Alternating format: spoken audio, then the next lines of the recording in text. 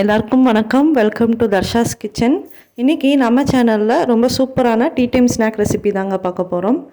இந்த ஸ்நாக் ரெசிப்பியை நம்ம சூடான டீ கூடயோ காஃபி கூடயோ வச்சு சாப்பிடச்சுல ரொம்ப டேஸ்ட்டாக இருக்கும். இப்போது இந்த ஸ்நாக் ரெசிபி எப்படி பண்ணுறதுன்னு பார்க்கலாம். வாங்க வீடியோக்குள்ளே போகலாம். நீங்கள் இன்னும் நம்ம சேனலை சப்ஸ்கிரைப் பண்ணலன்னா கீழே இருக்க ரெட் கலர் சப்ஸ்கிரைப் பட்டனை ப்ரெஸ் பண்ணிட்டு பக்கத்தில் இருக்க பெல் ஐக்கானையும் கிளிக் பண்ணிக்கோங்க. இப்போது இந்த சூப்பரான ஸ்நாக் ரெசிபி பண்ணுறதுக்கு 2 கப்பு இட்லி மாவு, நல்லா புளிச்ச மாவாக இருந்தாலும் சரி தான், இதை எடுத்துக்கலாம். இது கூட ஒரு மீடியம் சைஸ் பெரிய வெங்காயத்தை சின்ன சின்னதாக கட் பண்ணி உள்ளே சேர்த்திக்கலாம். காரத்துக்கு ஒரு பச்சை மிளகாவா அதையும் கட் பண்ணி உள்ளே சேர்த்திக்கலாம். 2 டேபிள் ஸ்பூன் அளவு மைதா மாவு உள்ளே சேர்த்திக்கலாம். இது கூட தேவையான அளவு உப்பு அதையும் சேர்த்திக்கலாம். ஏற்கனவே இட்லி மாவுலேயும் உப்பு இருக்கும், அதனால் உப்பு பார்த்து சேர்த்திக்கலாம். இது கூட 1/4 டேபிள் ஸ்பூன் அளவு சீரகம் அதையும் சேர்த்திக்கலாம். இப்போது இதெல்லாம் ஒரு டைம் நம்ம நல்லா மிக்ஸ் பண்ணி விட்டுக்கலாம். ஒரு ஸ்பூன் இல்லைனா நம்ம கையை வச்சு இது நல்லா மிக்ஸ் பண்ணி விட்டுட்டே இருக்கலாம். இந்த மாதிரி நல்லா மிக்ஸ் பண்ணுறதுனால நம்மளோட போண்டா நல்லா குண்டாக நல்லா ஃப்ளஃபியாக ரொம்ப சூப்பராக வரும். இந்த மாதிரி கைவிடாமல் ஒரு 2லேருந்து 3 நிமிஷத்துக்கு நம்ம இந்த மாதிரி நல்லா மிக்ஸ் பண்ணி விட்டுக்கலாம். இந்த மாவை நம்ம ஊற வைக்கணுங்கிற அவசியம்லாம் இல்லை. இட்லி மாவை நம்ம புளிச்ச மாவை தான் எடுத்துருக்கோம், அதனால் இதை டைரெக்டாக நம்ம எண்ணெயில் போட்டு பொரித்து எடுத்துக்கலாம்.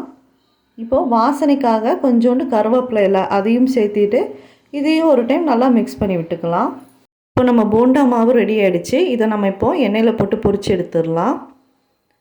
ஒரு கடாயில் எண்ணெய் நல்லா சூடாக இருக்குது. இதில் நம்ம ரெடி பண்ணி வச்சுருக்க மாவை கொஞ்சம் கொஞ்சமாக சின்ன சின்ன பால்ஸாக எடுத்து எண்ணெயில் போட்டுக்கலாம்.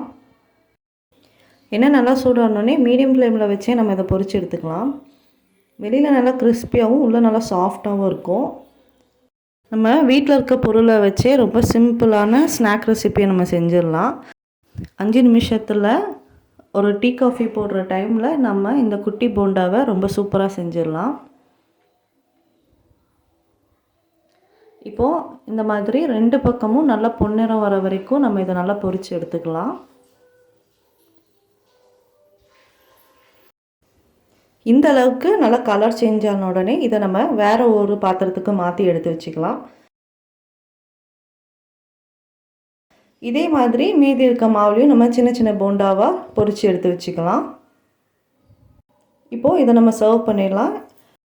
அவ்வளோதாங்க, நம்மளோட இட்லி மாவு போண்டா ரொம்ப சூப்பராக ரெடி ஆகிடுச்சு.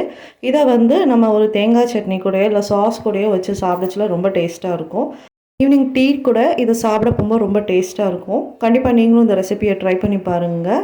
இந்த வீடியோ உங்கள் எல்லாத்துக்கும் ரொம்ப பிடிச்சிருக்கும்னு நினைக்கிறேன். பிடிச்சிருந்தால் லைக் பண்ணுங்கள், ஷேர் பண்ணுங்கள், கமெண்ட் பண்ணுங்கள். அப்புறம் நம்ம சேனலை சப்ஸ்கிரைப் பண்ணுங்கள். தேங்க்யூ.